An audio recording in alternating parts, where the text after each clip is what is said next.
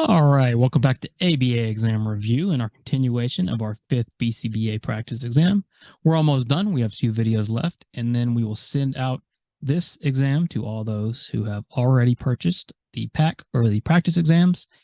If you purchase the practice exams or the pack, you will receive this once it's available, and that's going to be in just a couple of weeks. So we're going to continue with the next couple of questions. As always, if you're new to the channel, welcome. If you're returning, welcome back. Please like and subscribe. Check out behavioranalyststudy.com for all of our study materials, including our combo pack. As always, when you pass, let us know so we can include you in the Sunday shout out. Work hard, study hard. Let's get going. Trace gets hired on as a research coordinator at his local university. He asks his boss for clear instructions on what he must accomplish each week in order to complete his work week. The boss tells Trace that he needs to complete 10 assigned tasks and log 30 hours in the system before ending his work week. What type of schedule is Trace on? So we have a schedule question, and we know we have basic schedules and compound schedules in ABA. Compound schedules are just made up of basic schedules, right? So you've got to know your 4 basic schedules, ratios, intervals, fixed, and variable, to answer compound questions. In this case, we know that Trace got hired, and he wants to know, what must I do before I complete my work week? Okay, so before receiving reinforcement, before escaping his work week, what does he have to do? The boss says you need to complete 10 assigned tasks and log 30 hours in the system. So when you see those, okay, that's your schedule. You see we have 2 basic schedules making up 1 compound schedule. And that's important because if you look at A, fixed interval 30 hours, we do have a fixed interval 30-hour schedule because Trace has to complete 30 hours in the system before getting reinforcement. However, he also has to complete 10 assigned tasks. So it's not enough to say he's on an FI 30 schedule. He's on a compound schedule. That's very, very important, right? So if we know he's got to complete both a interval schedule and a ratio schedule, what should we be thinking? Well, we should be immediately thinking alternative and conjunctive, because with alternative and conjunctive schedules, you've got a ratio schedule and you've got an interval schedule, at least 2, right? And so with an alternative schedule, you've got to complete 1 or more, right? As long as Trace completes 10 assigned tasks, he's good to go. But that's not the case. Trace has to do both, right? He has to do both. And so what Trace is on is a conjunctive schedule where you've got to complete all schedules assigned to you. And then a concurrent schedule is when you have 2 different schedules operating at the same time with 2 different SDs. Not the case here. This is 1 compound schedule that Trace must complete. He's got to complete a ratio schedule and an interval schedule before receiving reinforcement. So what type of schedule is Trace on? Well, C, a conjunctive schedule. 172, a computer programmer works with his mentor on a regular basis to improve his ability to write code. The mentor is conceptually systematic in his approach to teaching. Whenever the computer programmer messes up a line of code, the mentor makes the programmer write the incorrect line of code 7 times in a row. How would you describe this approach? No, how would you describe what the mentor is doing? The mentor is working with this programmer on the ability to write code. The mentor is conceptually systematic. So within context, that means he's adhering to our principles. And then when the programmer messes up, most importantly, the mentor says you need to write the incorrect line of code 7 times in a row. So he's making the programmer engage in the wrong behavior over and over again. And what do we call that? A, response cost. Well, response cost is removal of a positive reinforcer. The mentor is not removing something this programmer earned. Instead, he's doing some sort of overcorrection. Well, with positive practice overcorrection, B, he would be making the computer programmer write the accurate line of code over and over again, right? He'd be making him engage in the correct behavior over and over again. He's not doing that. He's making him perform the incorrect behavior over and over again. And so when we engage in an overcorrection procedure that involves the wrong behavior over and over again, we would describe that as C, negative practice. Now, C is our answer. Let's read all of our answer choices, right? So D, restitutional overcorrection. Restitutional overcorrection is when you repair the environment that you damaged, and then you do a little more. In this case, all the mentor is doing is using an overcorrection, and more specifically, a negative practice overcorrection to target this computer programmer's skills. 173. The certification board requires that individuals self-report events that might put others at risk or that may impact the ability of the individual to safely or competently practice. Which of the following do you not need to report? If you've never looked at the self-reporting page on the BACB website, I highly recommend you do that. It's very specific, it's very detailed, and you might get questions on it. So I would go read through it at least once or twice prior to testing. So in this case, the question is asking, when do you not need to report? There's a lot of things you have to report on. Some might even kind of surprise you, right? So we know they do require self-reporting events that might put others at risk or may impact the ability of the individual to safely or competently practice. When do you not need to report as an analyst, as a credentialed individual under the BACB? A, noncompliance with supervision requirements. You have to self-report noncompliance with supervision requirements. If you sign off on bad hours, or you know RBTs are giving you bad hours, or you've gotten bad hours, or whatever, right? It might not even be hours. It might be other supervision-related activities. If you're not complying, you have to self-report. B, a routine billing or quality control audit that did not require action on your part. Now, if you become under investigation, legally or professionally, you've got to report that to the board within 30 days. But if you, let's say, run a company or work for a company that gets a routine billing or quality control audit that doesn't require action, you don't have to self-report that. All right. If you work in an ABA clinic and are familiar with the billing, audits just happen randomly. They happen all the time. And not everyone is in need of a self-report. If you have to take action, that's a different story. But if no action is needed on a routine audit, you do not need to report that. C, termination of an employee who violated the ethics code. Yeah, if you fire someone over an ethical violation, you've got to report them in that situation to the board. And then D, engaging in multiple relationships with clients. Surprisingly to some, you do have to report this. If you've engaged in multiple relationships with clients or supervisees, according to the BACB website, you've got to report that. So which of the following do you not need to report? Well, a routine billing or quality control audit that did not require action on your part. And this is why I recommend you go in and read this portion of the BACB website. It's very detailed. There's a lot to it, but at least you want an idea of what you may have to report and what you can avoid reporting, right? So I would read that a few times while you're doing your ethical studies. 174, Gracie is desperately trying to quit smoking. She's quit about 1,000 times at this point and feels as if she has tried everything. A friend recommends that Gracie that she should put a rubber band on her wrist and then pop the rubber band each time she thinks about smoking. If Gracie does this and it decreases her smoking, what has Gracie utilized? All right, long question. A lot of your questions will be lengthy, and we don't panic. We don't rush. Okay, if you're fluent, you're going to have enough time. I'll just tell you that right now. Rushing is not getting you anywhere. Okay, you only need to score well enough to pass. Okay, rushing through questions just to miss them does not help you do that.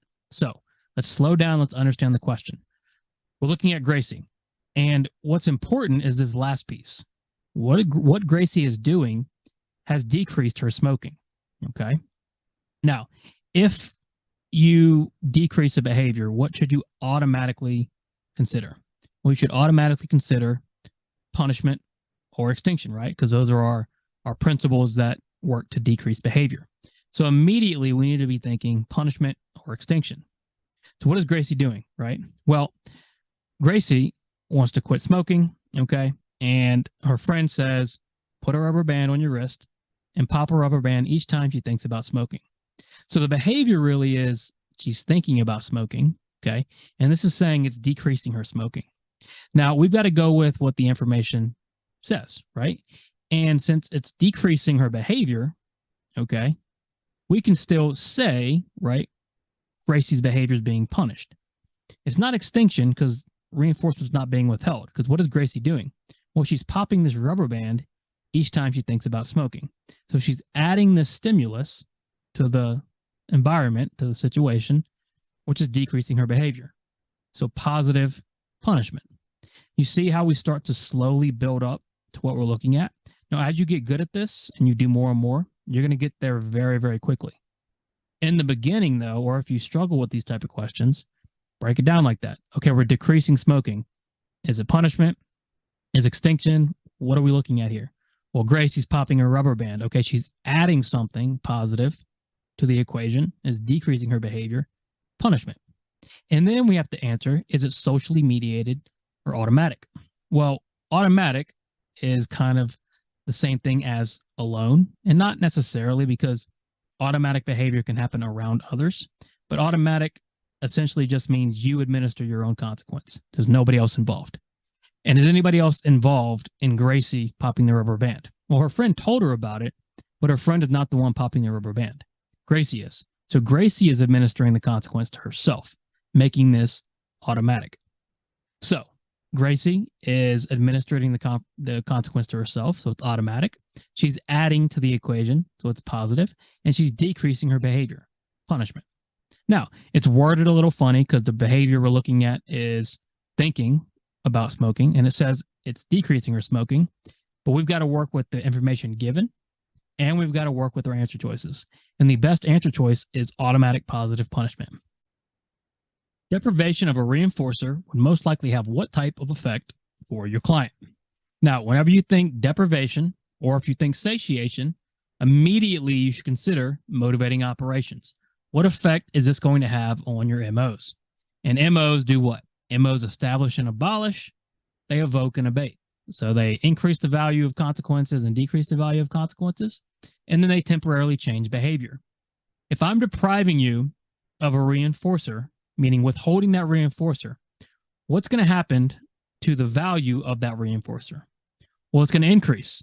If your favorite food is pizza and you haven't had it for a week through deprivation, the value of pizza is going to slowly rise. When you get pizza, you'll be satiated and the cycle continues.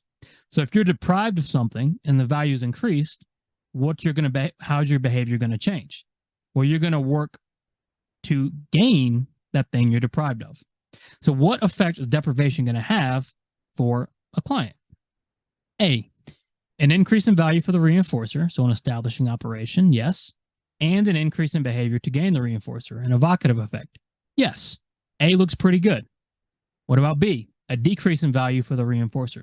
Well, deprivation is likely not going to decrease the value of the reinforcer, right? It's being withheld. There's not enough of it.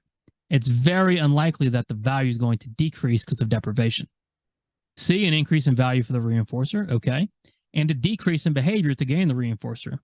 Well, behavior wouldn't decrease when the value goes up. Behavior tends to increase. And then D, a decrease in value for the reinforcer. Well, we know the reinforcer is not decreasing in value. Deprivation of a reinforcer would likely be an establishing operation, an increase in value for the reinforcer, and an evocative effect, an increase in behavior to gain the reinforcer. Which of the following explanations would not be appropriate when discussing a behavior change strategy? All right, so part of your job as an analyst is explaining things to parents and technicians and everybody else, right? And when explaining things, you want to be clear, concise, and conceptually systematic, okay? So we're looking for an explanation that would not be appropriate when discussing behavior change strategies. A, we're going to ask you to not give your son eye contact or talk to him whenever he starts crying during math homework to get your attention.